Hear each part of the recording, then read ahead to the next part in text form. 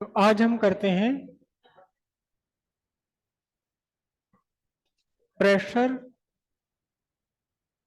exerted by liquid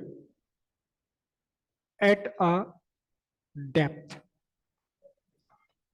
गहराई पर liquid कितना प्रेशर एक्सर्ट करता है। अगर आप लिक्विड की ओपन सरफेस से, डेप्थ कहां से, लेकिन फ्रॉम द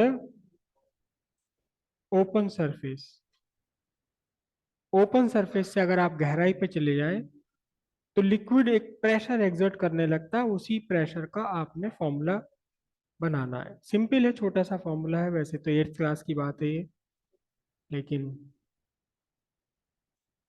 8th क्लास में फिजिक्स पढ़ी हो ऐसी तो उम्मीद कम है।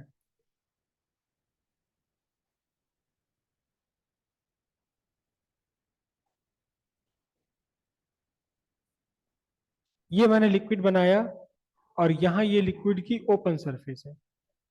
This is the open surface of liquid. और लिक्विड की ओपन सरफेस से एक सर्टेन डेप्थ पर पॉइंट है, ए पॉइंट। इस पॉइंट पर आपको निकालना है कि लिक्विड ने कितना प्रेशर एक्सर्ट किया, कितना प्रेशर एक्सर्ट किया। आपको एक्चुअली फाइंड क्या करना है, आपको फाइंड करना है प्रेशर एक्सर्टेड बाय लिक्विड। कहां? पॉइंट ए पर। ठीक है। तो इसके लिए आपको पॉइंट ए के अराउंड एक सर्कुलर एरिया आपने कंसीडर करना है। पॉइंट ए के अराउंड आपने कंसीडर करना है एक सर्कुलर एरिया, एक सर्किल। मतलब पॉइंट ए को सेंटर बनाते हुए आपने एक सर्किल ड्रॉ कर लिया। ठीक है। Circle of radius small r. Correct. और अब इस सर्किल के ऊपर आपने ओपन सरफेस तक एक सिलेंडर बना दिया। ओपन सरफेस तक आपने एक सिलिंड्रिकल कॉलम यहां बना लिया। ये अब इस सिलिंड्रिकल कॉलम के अंदर जितना भी लिक्विड आपका आ गया वो सारा लिक्विड अपना वेट एक्सर्ट करेगा। कहां? इस बेस पर। This is the base of cylinder. Cylinder का बेस है ये। सिलेंडर के बेस पर ये अपना वेट एक्सर्ट करेगा। ठीक है। तो फिर weight of liquid inside the cylinder, बल्कि इनसाइड भी ना, मैं क्या लिखूं, weight of liquid enclosed bye cylinder. वो वो लिक्विड जिसे सिलेंडर ने अपने अंदर बंद कर लिया।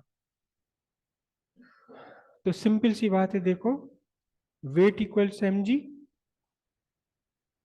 मास कितना है?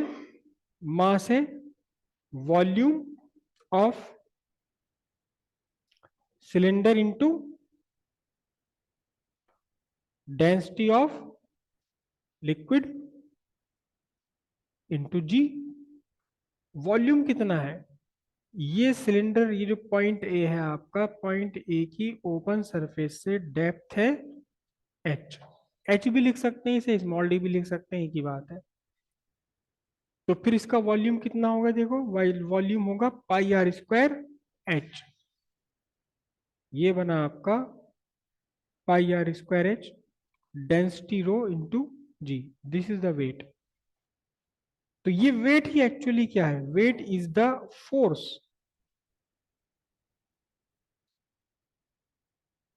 exerted by liquid column। Column कहां पर लिक्विड कर रहा है ये? एट इट्स बेस, यही एक्चुअली फोर्स है।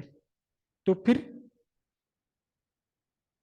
प्रेशर इज इक्वल टू क्या होता है बोलो, फोर्स अपॉन एरिया। फोर्स कितनी एग्जर्ट करी इसने, पाई आर स्क्वायर एच रो जी, और एरिया कितना है इसका बेस का, जहां ये फोर्स एग्जर्ट कर रहा है, एरिया वही है पाई आर स्क्वायर। तो कितना बना प्रेशर, एच रो जी। सीधी सीधी बात है, ये pressure directly proportional to h, जितनी ज्यादा गहराई पर जाएंगे उतना ही ज्यादा प्रेशर बढ़ता चला जाएगा। अब टोटल प्रेशर अगर ए पर फाइंड करना हो,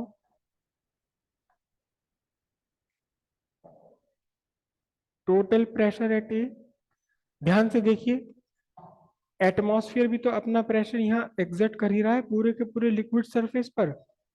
कौन सा प्रेशर, एटमॉस्फेरिक प्रेशर कितना है, पीए। तो टोटल प्रेशर कितना बनेगा ए पर, आपका atmospheric pressure plus pressure due to liquid column, ये टोटल प्रेशर ए पर आ जाएगा।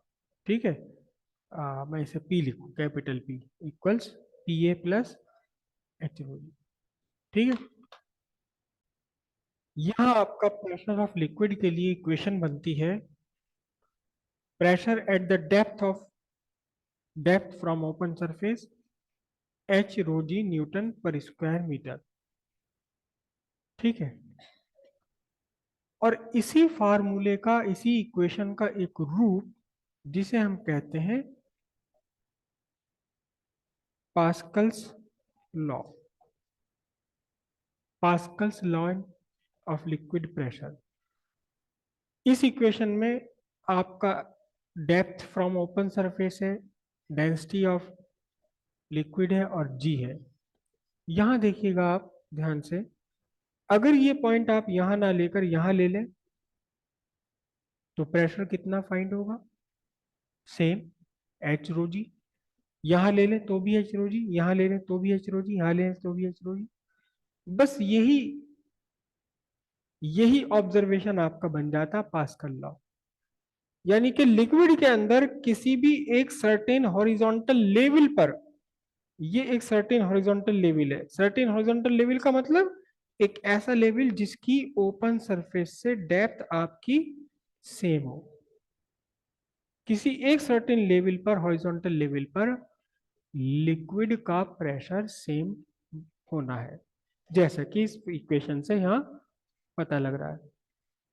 तो पास्कल लॉ क्या है, पास्कल लॉ है pressure exerted by a liquid at a certain horizontal level inside the liquid is same। जो भी है, यहां भी, यहां भी, यहां भी, यहां भी, हर जगह वो क्या रहना, सेम रहना है। ठीक है, इसी लॉ का, पास्कल लॉ का ही एक और रूप है, पास्कल लॉ का ही एक और रूप है। क्या रूप है पास्कल लॉ का, कि लिक्विड जो प्रेशर एग्जर्ट करता है, ये वैसे आपको अगले लेसन में हम एक लेसन पढ़ेंगे काइनेटिक थ्योरी ऑफ गैसेस, वहां आपको ज्यादा क्लियर हो जाएगी बात ये। यहाँ अभी थोड़ा सा समझने में, सुनने में आपको थोड़ा सा ये अटपटा सा लग सकता है, हालांकि इसमें कोई ऐसी अटपटी वाली बात है नहीं। क्या, कि लिक्विड का जो प्रेशर है एट ए पॉइंट, ये एक पॉइंट है ए, लिक्विड ने जो प्रेशर एग्जर्ट किया है वो प्रेशर वर्टिकली डाउनवर्ड भी है, हॉरिजॉन्टली भी है, लेटरल भी है, अपवर्ड भी है, ऐसे भी है, ऐसे भी है, ऐसे भी, ऐसे भी, हर जगह। एक तो बात सीधी है कि इस इक्वेशन में कहीं कोई डायरेक्शन तो आ ही नहीं रही, क्योंकि इस डायरेक्शन में ये बना रहा है। हालांकि आपका जो वेट है, वेट आपका वर्टिकली डाउनवर्ड एक्ट कर रहा है, लेकिन फिर भी यहाँ जो प्रेशर है, लिक्विड का प्रेशर, वो जितना डाउनवर्ड है उतना ही वर्टिकली अपवर्ड भी रहेगा, हर डायरेक्शन में रहेगा। ये अभी मॉलिक्यूलर थ्योरी में या काइनेटिक थ्योरी ऑफ गैसेस में ही बात आपको समझ आ जाएगी वहां जाकर के, क्योंकि प्रेशर लिक्विड के कोलिजन से होता है, मॉलिक्यूल्स के टक्कर से होता है। वो टक्करें हर डायरेक्शन में होंगी, इधर भी होंगी इधर। तो यही पास्कल लॉ का दूसरा रूप है, यही एक्चुअली तो लॉ ये। लेकिन दूसरे वर्ड्स में क्या कह सकते हैं, पास्कल ने कहा कि pressure exerted by a liquid is in all the possible directions at the given point। इसी पास्कल लॉ का एक रूप और भी है, एक रूप और भी है, और वो रूप आप सब खेल कर चुके हैं बहुत, बहुत अपने अपनी लाइफ में कई बार आप ये खेल कर चुके हैं, स्पेशली स्पेशली होली के आसपास।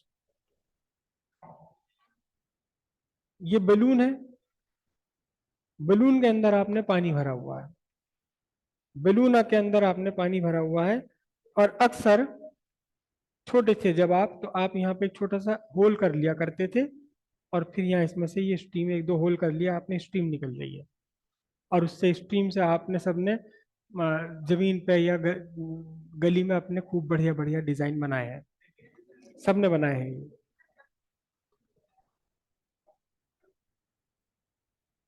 अब आपने इस गुब्बारे को, इस बलून को अपने हाथ में पकड़ा हुआ है, आपने हाथ में पकड़ा हुआ है, और अंगूठे से आप किसी एक जगह प्रेशर बढ़ा दें, पूरा हाथ में पकड़ा हुआ है, तो आप ये देखते हैं कि जितने भी आपने होल बना रखे हैं, उन सभी होल से निकलने वाली पानी की जो स्ट्रीम है उसकी स्पीड बढ़ जाती है।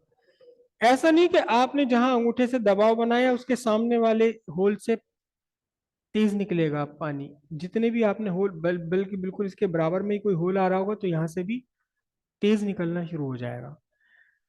पास्कल ने इसी बात को कैसे बताया, पास्कल ने इसी बात को थोड़ा सा अलग तरीके से बताया। शायद वहाँ पास्कल के देश में होली नहीं होती, वरना वो सारे प्रैक्टिकल उन्हें करने की जरूरत ही नहीं पड़ती। तो उन्होंने एक प्रैक्टिकल दूसरा किया, जो हमारे यहाँ बच्चा बच्चा करता है, वो वहां उन्होंने एक साइंस एक्सपेरिमेंट के रूप में किया।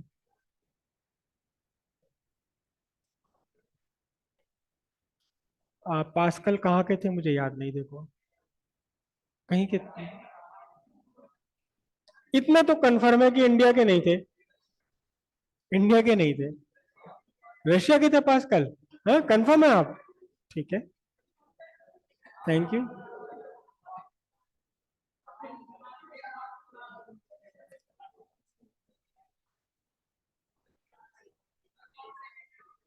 उन्होंने एक स्फीयर लिया, उन्होंने एक स्फीयर लिया,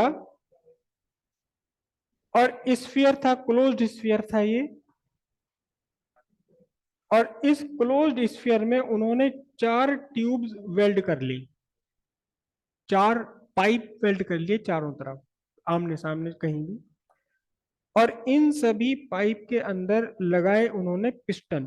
पिस्टन एक्चुअली वही होता है जो आपकी होली, नहीं नहीं नहीं, टोटी पिस्टन नहीं है, पिस्टन ये रहा, ये है पिस्टन, ये जो ये चीज है ये पिस्टन कहलाती है। ये इस टाइम जो मूव कर रहा है, आप पिस्टन को मूव करा रहे हो यहां से, ये पिस्टन है। तो ऐसा पिस्टन उन्होंने लगा लिए 4, चारों ही ट्यूब में ही पिस्टन, पिस्टन सिस्टम अरेंज कर दिया।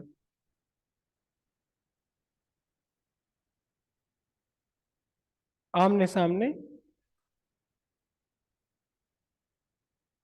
ये पिस्टन उन्होंने लगा दिए,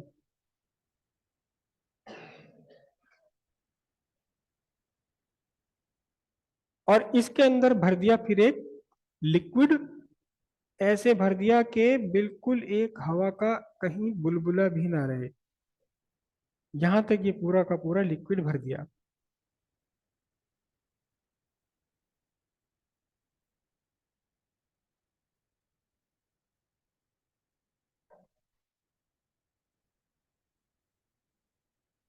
पिस्टन के और इन सब के बीच में ये लिक्विड भर दिया। यही प्रिंसिपल है जिसके प्रिंसिपल पर आपका ब्रेक सिस्टम काम करता है व्हीकल्स के अंदर, बाइक में नहीं, 4 व्हीलर्स में। तो उन्होंने क्या देखा, उन्होंने ये देखा कि इनमें से किसी भी एक पिस्टन को अगर अंदर की तरफ आप धकेलते हैं, अगर अंदर की तरफ किसी एक पिस्टन को आप मूव कराते हैं तो तीनों ही पिस्टन बाहर की तरफ मूव करना शुरू कर देते हैं। हालांकि इनका मूवमेंट थोड़ा कम होगा, है ना, जितना वॉल्यूम आपने लिक्विड का अंदर पुश किया है उतना लिक्विड बाहर निकलेगा, लेकिन तीन पिस्टन है बाहर निकलने के तो थोड़े थोड़े से निकलेंगे। लेकिन फिर भी उन्होंने ये देखा कि जितना प्रेशर आपने यहाँ लगाया, एग्जैक्ट वही प्रेशर, वही सारा प्रेशर, वही सारा प्रेशर इन तीनों पिस्टन्स पर भी आ गया, बिना रिड्यूस हुए, बिना डिमिनिश हुए। अगर दो पिस्टन आप मूव करेंगे तो दो ही पिस्टन उतना ही बाहर निकल जाएंगे, बशर्ते कि आपकी इन ट्यूब्स के क्रॉस सेक्शनल एरिया सेम हो। अगर क्रॉस सेक्शनल एरिया डिफरेंट होंगे तो डिफरेंट हो जाएगा। तो उनके प्रैक्टिकल में क्रॉस सेक्शनल एरिया सेम थे तार सारे।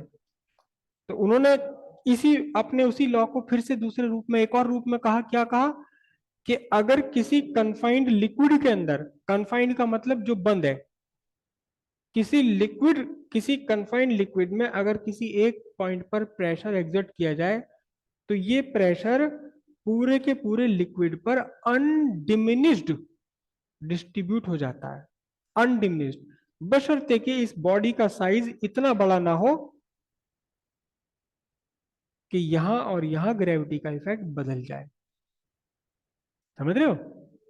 मतलब साइज इतना बड़ा नहीं होना चाहिए कि यहाँ, क्योंकि अगर आपने इसको वर्टिकली टॉप पर रखा हुआ है और इसे वर्टिकली बॉटम पर रखा हुआ है तो सिंपल सी बात है, यहाँ एच रो जी एक्स्ट्रा प्रेशर होगा। कहां से कहां तक का, ये वाली डेप्थ भी इसमें काउंट हो जाएगी। नहीं, उन्होंने कहा कि ये ऐसा स्फीयर है कि हम इस डेप्थ को इग्नोर कर सकते हैं। तो फिर जितना प्रेशर किसी भी एक पिस्टन पर आपने अप्लाई किया है वो सारा प्रेशर इक्वली, बिना कम हुए, पूरे के पूरे लिक्विड के ऊपर डिस्ट्रीब्यूट हो जाएगा, बशर्ते कि लिक्विड आपका कन्फाइंड है, बंद है। जैसे कि आप गुब्बारे में अपना करते हो कि गुब्बारे में कहीं एक जगह आपने प्रेशर बढ़ाया तो जितनी भी आपने स्ट्रीम्स उसमें बना रखी सारी स्ट्रीम्स तेज निकलने लगती, यानी कि प्रेशर वो डाला तो आपने एक पॉइंट पर, एक छोटे एरिया पर, लेकिन वो यूनिफॉर्मली पूरे के पूरे वॉल्यूम में, पूरे के पूरे लिक्विड पर डिस्ट्रीब्यूट हो गया। ठीक है, तीनों ही पास्कल लॉ हैं और तीनों एक ही चीज के तीन अलग अलग रूप हैं। ठीक है, तो लिख लीजिए Pascal's law. Pressure exerted by a liquid at all the points in same horizontal level is same। Next line से लिखिए, और pressure exerted by a liquid at a point inside it act equally in all the directions। फिर third statement लिखिए, और pressure exerted at one cross section of a confined liquid is distributed evenly and undiminished all over the liquid। Pascal law के दो application, पहला application hydraulic lift, hydraulic lift, दूसरा application hydraulic brake system. ठीक है, हालांकि छोटा छोटा सा हल्का सा आइडिया है, बहुत डीप स्टडी नहीं है। तो पहले हम समझ लेते हैं हाइड्रोलिक लिफ्ट कैसे काम करती है पास्कल्स लॉ पर। हाइड्रोलिक लिफ्ट,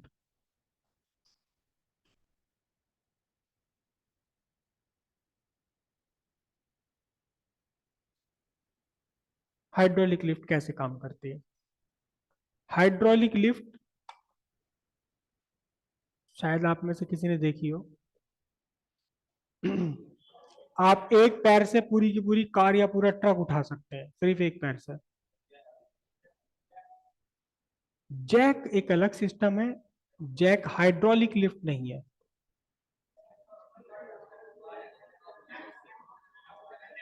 जहां गाड़ी धुलती है वहां होता है हाइड्रोलिक लिफ्ट।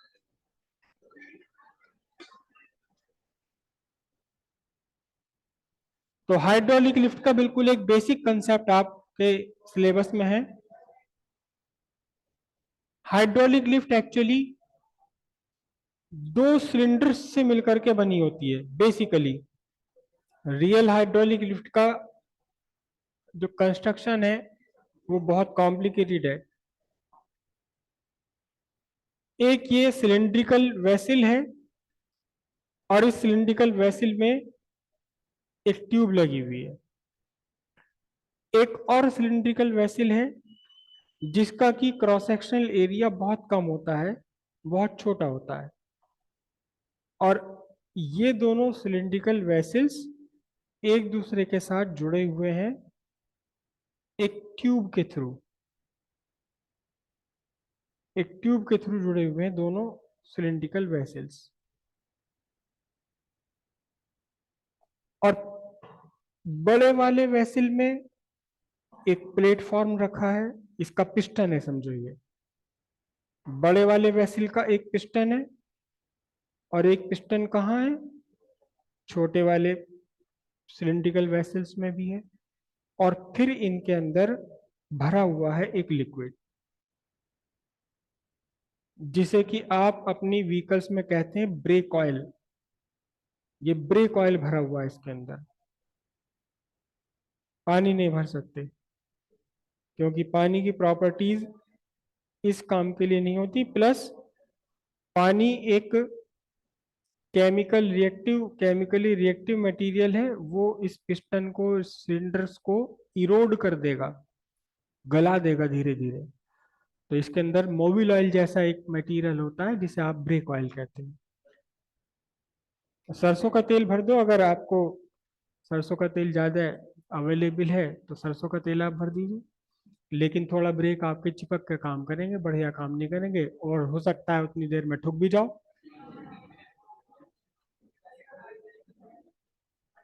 कौन सा ऑयल भरा जाएगा ये डिपेंड करता है कि आपने कहाँ यूज करना है। हाँ जी। जो बड़े वाला पिस्टन है इसका एरिया ऑफ क्रॉस सेक्शन, इसका area of cross section capital A. और जो छोटे वाले का पिस्टन है इसका area of cross section small A. और यहाँ capital A is much larger than small A. Capital A की वैल्यू बहुत बड़ी है। अब जैसे ही आप यहाँ एक फोर्स अप्लाई करते हैं, यहां आपने एक फोर्स अप्लाई की, एफ एफ फोर्स अप्लाई की, ठीक है। मैं इसका नाम लिख लेता हूं, सिलेंडर 1, सिलेंडर 2, C2 रख लिया मैंने इसका, और C1।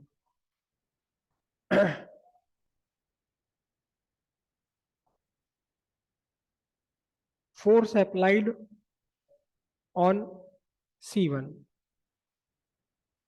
कितना है, ये स्मॉल है। हेंस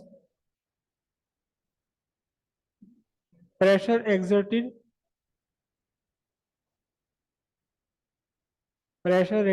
कितना हो गया, small F bye small A Newton per square metre. अब जब आपने यहाँ प्रेशर डेवलप किया तो लिक्विड दूसरे पिस्टन की तरफ को मूव करेगा और यहां भी एक प्रेशर बना देगा, ठीक है। तो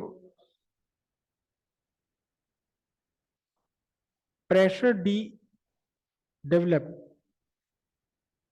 प्रेशर डेवलप्ड ऑन C2, ये कितना होगा, जितना भी फोर्स इसके ऊपर लग रहा है डिवाइडेड बाय कैपिटल ए।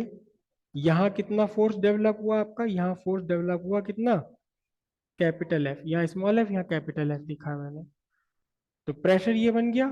अब आपने क्या कहा, आपने कहा बाय पास्कल्स लॉ, फोर्स नहीं बल्कि pressure, pressure at cylinder 1 equals pressure at cylinder 2। तो प्रेशर एट सिलेंडर 1 कितना है, F बाई ए, और pressure at cylindrical 2 F by capital A. तो capital F is equal to क्या बना, capital A by small A into F. और यहां आप देखिए ध्यान से, यहां आपका जो कैपिटल ए है it is much larger than small A. तो इसका रिजल्ट क्या मिलेगा, ऊपर बहुत बड़ी क्वांटिटी है, नीचे बहुत छोटी क्वांटिटी है, तो इसका ratio larger than one, much larger than one. और F is much larger than small F, यानी यहां से आप छोटा सा फोर्स लगाएंगे तो आपको दूसरे वाले पिस्टन पर जिसका क्रॉस सेक्शन बड़ा है उस पर आपको एक बहुत बड़ा फोर्स मिल जाएगा, मिल जाएगा। हालांकि ये बात जरूर है कि इसमें आपको पिस्टन बहुत दूर तक खिसकाना पड़ेगा, तब कहीं जाके थोड़ा बहुत ऊपर निकलेगा ये, यानी कि वर्क डन आपका कोई रिड्यूस नहीं होगा। ऐसा नहीं है कि आप बिना कुछ करे कार को उठा लेंगे, कार को उठाने के लिए आपने हल्का फोर्स लगाना पड़ेगा, लेकिन काफी काफी अंदर तक लगाना पड़ेगा, तब जाकर थोड़ा सा कार ऊपर मुड़ेगी। तो यहाँ जितना फोर्स आपका बढ़ गया, अगर 100 गुना 1000 गुना फोर्स हो गया, तो आपको 1000 गुना यहाँ चलना पड़ेगा इसके अंदर पिस्टन में। तो फोर्स इंटू डिस्टेंस, यहाँ फोर्स कम है डिस्टेंस ज्यादा है, यहाँ फोर्स बड़ा है तो डिस्टेंस कम है। फोर्स इंटू डिस्टेंस यानी work done is equal to work obtain. ऐसा नहीं है कि आपको कुछ एक्स्ट्रा मिल जाएगा, मिलेगा कुछ नहीं, कुछ कम ही हो सकता है, क्योंकि बहुत सारी डेसिपेटिव फोर्सेस भी यहाँ काम कर रही होंगी। तो वर्क डन तो उतना ही मिलेगा जितना आपने किया है पिस्टन पर, लेकिन फोर्स आपकी बढ़ जाएगी। फोर्स क्या होगी, बढ़ जाएगी। क्लियर है इतनी बात। कितने गुना बढ़ जाएगी, जितना गुना आपका बड़ा वाला क्रॉस सेक्शनल एरिया, अगर छोटे वाले क्रॉस सेक्शन से 1000 गुना ज्यादा है, तो अब आपने जितनी भी फोर्स लगाई है, 2 न्यूटन की फोर्स लगाई है, आपको दूसरे वाले पर 2000 न्यूटन आपको मिल जाएगा। लेकिन वर्क डन दोनों केस में क्या रहेंगे, सेम रहेंगे। अगर कम फोर्स है तो आपको ज्यादा डिस्टेंस तक मूव करना पड़ेगा पिस्टन, यहाँ ज्यादा फोर्स बनी है तो ये डिस्टेंस, ये बहुत कम डिस्टेंस तक उसी रेशियो में ये डिस्प्लेसमेंट इनके कम होते चले जाएंगे, तो फोर्स बढ़ जाएगी, लेकिन वर्क डन दोनों के लिए अब भी क्या रहेगा, सेम रहेगा। बना लीजिए हाइड्रोलिक लिफ्ट। कई मशीन से जहां वर्ड हाइड्रोलिक यूज होता है, हाइड्रोलिक लिफ्ट तो ये है ही, हाइड्रोलिक प्रेस भी होती है, हाइड्रोलिक लिफ्ट भी होती है, हाइड्रोलिक क्रेन भी होती है, हाइड्रोलिक ब्रेक्स भी होते हैं। सब जगह एक ही कंसेप्ट है कि आपने लिक्विड को कंफाइंड कर रहा हुआ करा किया हुआ है सिलेंडर्स में। एक सिलेंडर पर आप वर्क करते हैं, दूसरे सिलेंडर पर आपको वर्क मिलता है।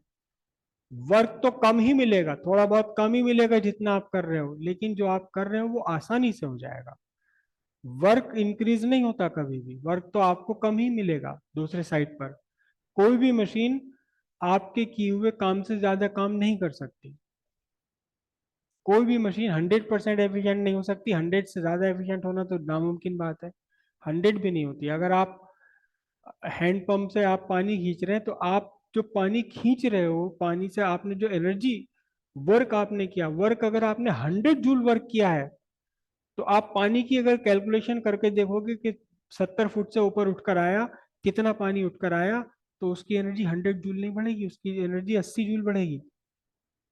तो कम मिला आपको, लेकिन वो हो तो कर तो लिया आपने आसानी से ना। तो मशीन्स कभी भी आपका वर्क इंक्रीज नहीं करती, वर्क तो वो डिक्रीज ही कर देगी, रिड्यूस कर देगी, कहीं ना कहीं डेसिपेटिंग फोर्स जरूर ऐड कर रही होगी, लेकिन मशीन आपके काम को इजी कर देती है, फास्ट एंड कन्वीनियंट। फास्ट भी ना करे तो कन्वीनियंट कर देती है। कई जगह फास्ट काम नहीं होता, धीरे होता है मशीन की हेल्प से, लेकिन वो होगा आसानी के साथ में। तो हाइड्रोलिक प्रेशर कैसे काम करते हैं, हाइड्रोलिक प्रेशर ऑलमोस्ट इसी सिद्धांत पर काम करते हैं जैसे ये है। आपका जो व्हीकल होता है, व्हीकल में जहां आप पैडल पर प्रेशर लगाते हैं ब्रेक के लिए, वहां एक सिलेंडर है एक्चुअली, और इस सिलेंडर को बोलते हैं आप मास्टर सिलेंडर। ये मास्टर सिलेंडर है, मास्टर सिलेंडर के अंदर ये पिस्टन है, ठीक है।